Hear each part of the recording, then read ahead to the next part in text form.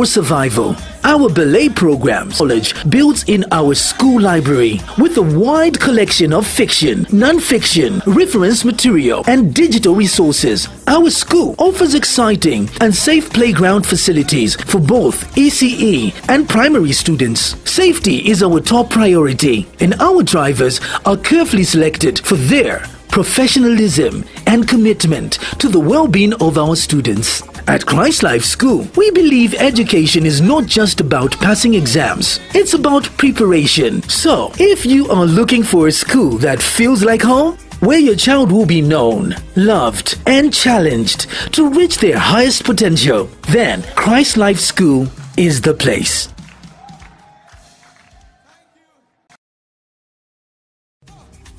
Christ Life is more than a school.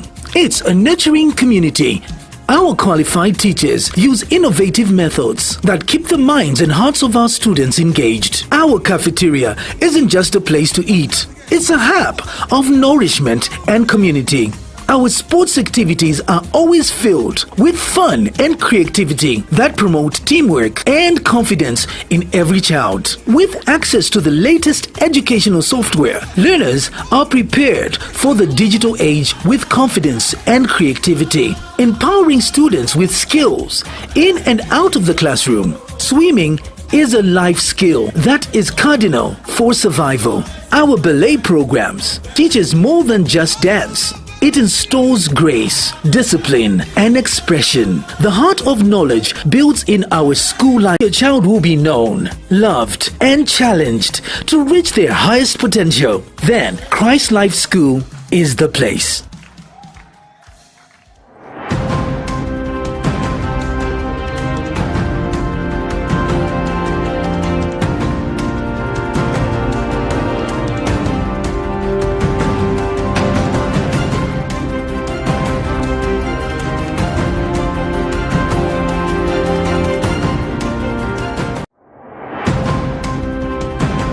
CBC MAIN News, welcome to it. Today is the 15th of August 2025. Let's have a look at stories that are making headlines today. President Hichilema urges ZNS cadets to serve with dedication and discipline. Lungu family and government in settlement talks over funeral and burial. Water quality improves significantly after Sino Metals pollution incident. XADB VIP urges Zambia to leverage rare minerals for economic growth. With the detail, my name is Kondwelani Jose, and herein is the news. President Hakainde Hichilema graced the Zambia National Service Officer Cadets Commissioning Parade on Friday, 15th, 2025.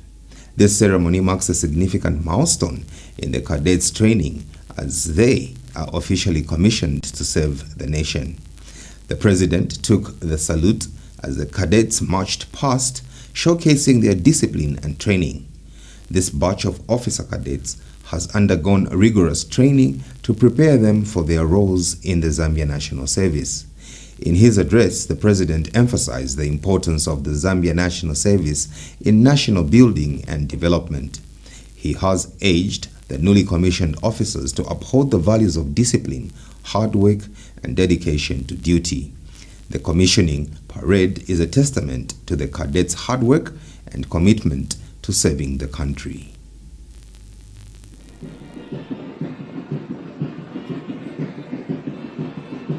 Kindly allow me to write on the standing protocols. Mr. President, sir, it is my distinct honor and privilege to welcome you, together with all our distinguished guests and the First Lady, to this historical occasion, the commissioning parade of Officer Cadets of Intake 6 of 2024. Today, we are here to witness the commissioning of young Zambians who have been transformed into devoted officers, ready to serve our nation with discipline, loyalty, and distinction.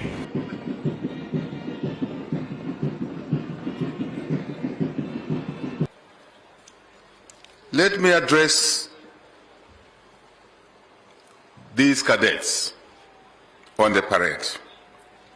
First, heartfelt congratulations on behalf of the families, those members of our society whose children are on this parade today. Shall I say all of us who have children, family members on this parade today, on behalf of the 20 million Zambians, I congratulate you who are standing on this parade today for your great achievement. Congratulations. Congratulations. Former President Edgar Lungu's family and government are engaging in settlement talks around his funeral and the preferred burial place amidst contradicting opinions. This follows the Pretoria High Court ruling in favor of the Zambian government's opinion that the body of the former president be repatriated and buried in his home country, accorded dignitaries and honors befitting of a former president, with the current president Hakainde Hichilema presiding over the process. In the judgment that was delivered on August 8, 2025, the court ruled that a former president or head of state must be buried in home country to facilitate for a state funeral in accordance with the said country's culture and customs.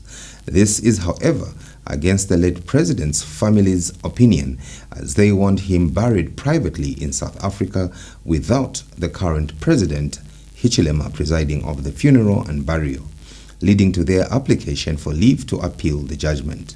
In their notice of leave to appeal the judgment, the Lungu family have alleged that ordering the body of the late president to be handed over to government effectively ignores the late president's wish that the current president should not preside at his funeral. When the matter came up Friday morning, scheduled for the lawyers representing the two parties, have since asked for more time for the Lungu family and government to conclude the discussions amicably before they appear before the court. And the court, which stated that it is optimistic that the finality that will be in the interest of both the parties will be reached. And the matter has been adjourned to Monday, 18th August 2025 for ruling on the application for leave to appeal the judgment by the Lungu family, in an instance that the said ongoing discussions are not concluded amicably.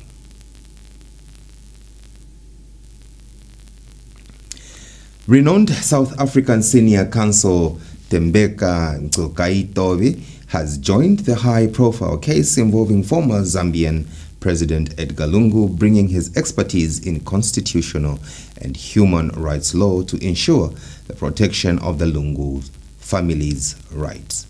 Ntshokaitobi's involvement adds significant legal weight to the proceedings, which have already garnered substantial attention across the continent. With a reputation of fearless advocacy, Ntshokaitobi has been instrumental in some of South Africa's most pivotal legal battles, including exposing state capture under Jacob Zuma and defending President Cyril Ramaphosa in the CR17 campaign funding case. His recent appearance at the International Court of Justice representing South Africa in its genocide case against Israel has further solidified his standing as a leading constitutionalist with global influence. The Lungu case, already marked by political intrigue, is poised to become a landmark test of constitutional governance in the region. With Ntshokaitobi's expertise on board, the legal proceedings are set to intensify with a focus on upholding constitutional principles and protecting human rights. The case is likely to have far-reaching implications, and Ntshokaitobi's involvement will undoubtedly shape the outcome. Former African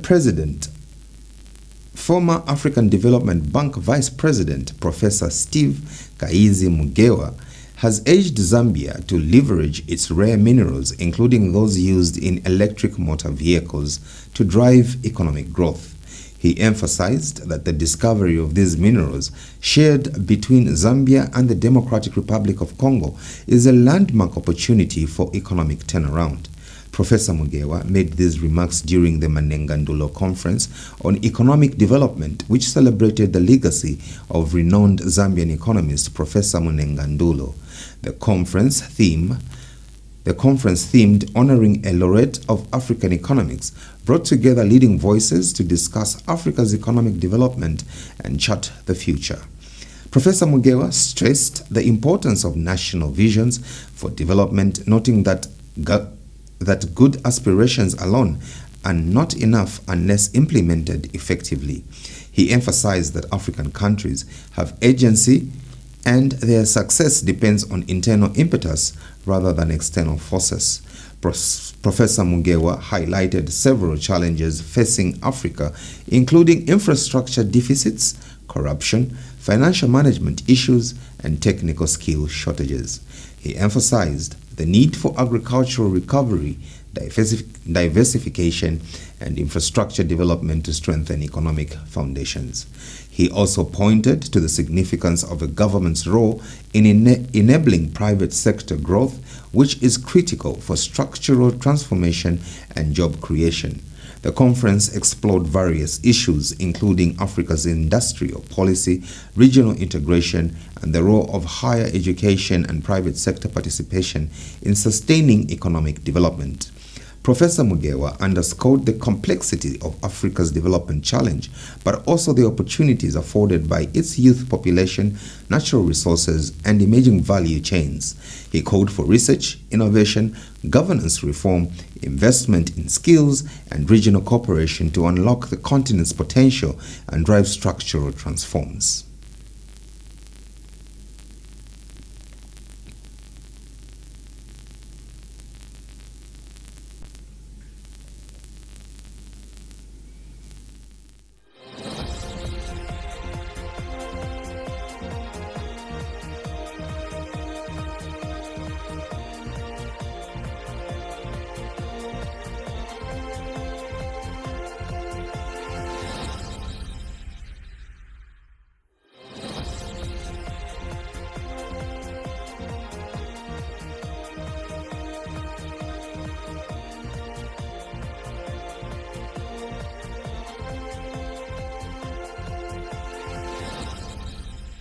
That story item brings us to that part where we need to take a break.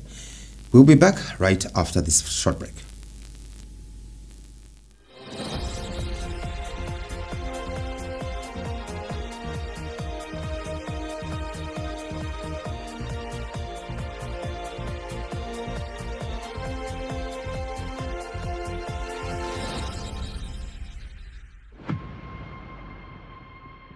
In a world filled with noise,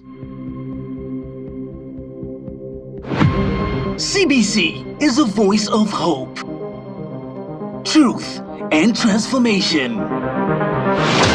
We are a dynamic, purpose-driven broadcaster bringing you content that uplifts, inspires, and changes lives every single day.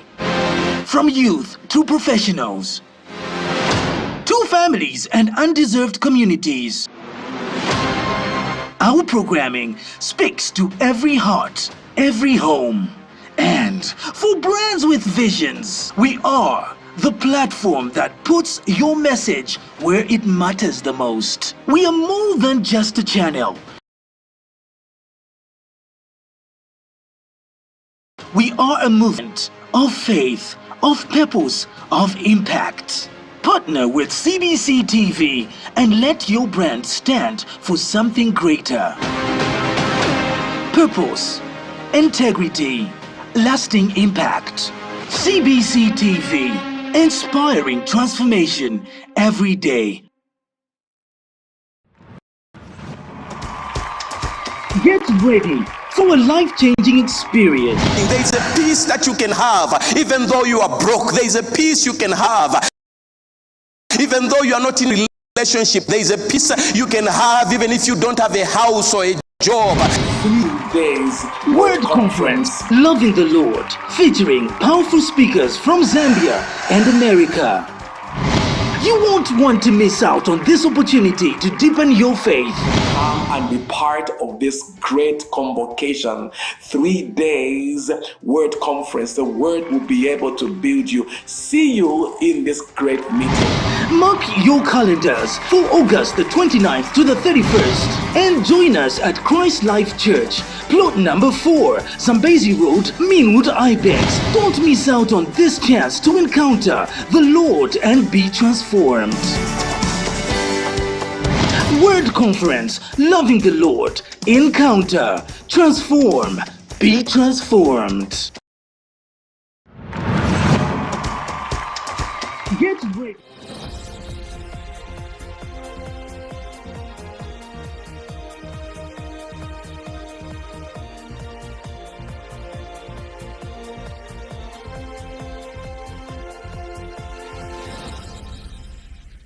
You're still watching CBC Main News, and we proceed. The Ministry of Green Economy and Environment has announced significant progress in their clean-up efforts following the February 18th pollution incident involving Sino Metals Leach Zambia. According to Minister Mike Elton Mbosha, new independent laboratory results released on August 11th show that water quality in several Copperbelt districts has greatly improved. The test results indicate that cadmium and copper levels are now within safe limits at all tested sites, with overall compliance for other heavy metals exceeding 80%. Moreover, pH levels have returned to normal at 22 out of 23 locations, signaling a strong recovery of the water environment. These improvements are a crucial step towards ensuring safe drinking water for the public. The minister emphasized that the public will continue to receive updates on the cleanup efforts as progress is made. The ministry's efforts to restore water quality are ongoing, and the latest results demonstrate a positive trajectory. The ministry remains committed to keeping the public informed and ensuring that the water environment is fully restored to a safe and healthy state. From the time the accident happened, the Ministry of Green Economy and Environment, together with various other ministries and government agencies, have been responding decisively to the Sino Metals Leach Zambia Limited pollution incident. Additionally, government has endeavored to provide regular updates to the nation on this matter, just to ensure that the public is well informed about the efforts that the government is making to resolve this matter. Let me assure you that government will continue to update the nation on this matter as often as possible. Ladies and gentlemen, as you may recall, that on 21st February 2025, the Honorable Minister of Water Development and Sanitation issued a statement, a ministerial statement on the floor of the House, which was meant to inform the nation about the pollution that had occurred on the Chambishi Stream, Mwambashi, and the Kafue rivers. On 14th March 2025, I issued another ministerial statement on the floor of the House on the action taken on the pollution caused by Sino Metals Leach Zambia Limited. On 17th June 2025, I issued yet another statement to the media to inform the nation that government had taken over the process of conducting an environmental impact assessment to determine the extent of the pollution, which will inform the cleaning up exercise at the cost of the polluter.